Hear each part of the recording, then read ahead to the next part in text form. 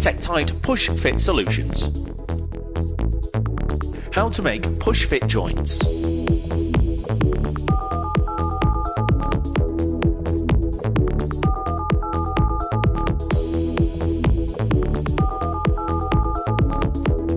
Tube compatibility.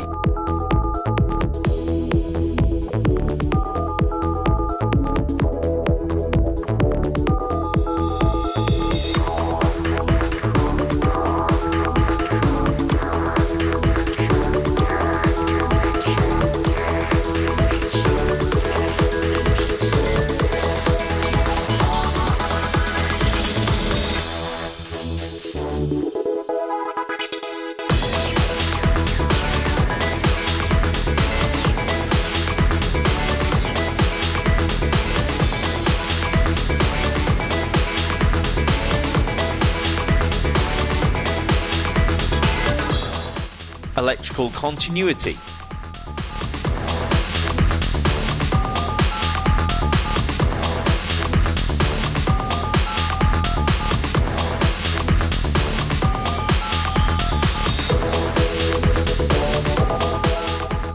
PEX and PB pipe preparation. If you're using PEX or PB pipe, cut the pipe square using pipe shears. Where using PEX or PB, you must always insert a support liner, ensuring it's the correct liner as specified by the pipe manufacturer. If the pipe has been used on previous installations, you will need to cut it back behind any teeth or score marks. Tube preparation for copper, carbon and stainless steel. Always cut the tube square using a rotary tube cutter whenever possible. Deburr the tube ends both externally and internally to create a 1mm chamfer on the outside of the tube. Check the tube ends are free from damage and clean, wiping away any swarf to avoid damaging the O-ring on tube insertion. For chrome-plated copper tube, you must scribe the tube using the correct Tectite scribing tool. Mark the socket depth with a marker.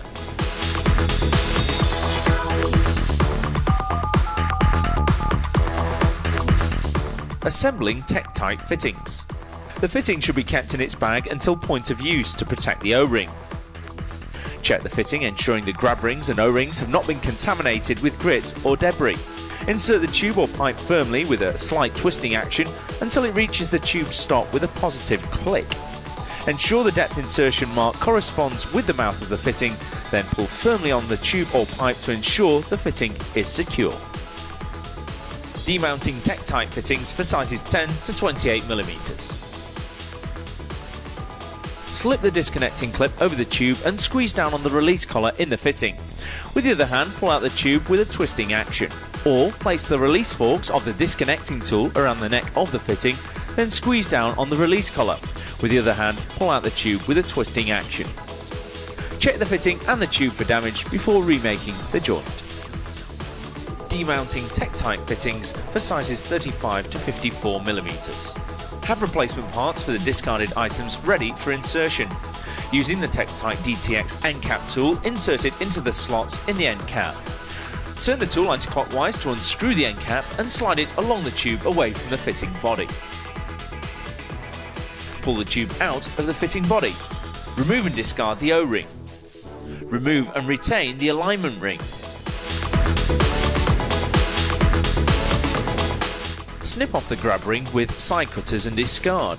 Before reassembly, replace the discarded parts.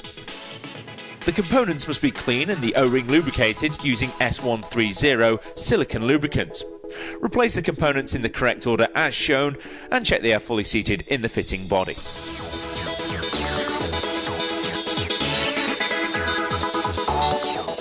Screw the end cap back into the fitting until hand tight. If resistance is felt and the end cap is not flush with the fitting body, remove the end cap and ensure the grab ring is fully located, i.e. fully in contact with the alignment ring. Again, screw the end cap into the fitting until hand tight. Temporarily insert a 300mm length of deburred tube into the fitting, but not through the grab ring, to help locate the demount tool. Tighten the end cap a further 8 to 10mm radially. Remove the tube. Before reinstalling the fitting back into the system, check the end of the tube for damage. If the tube is scored or damaged, remove the affected section with a tube cutter and prepare the tube as described earlier.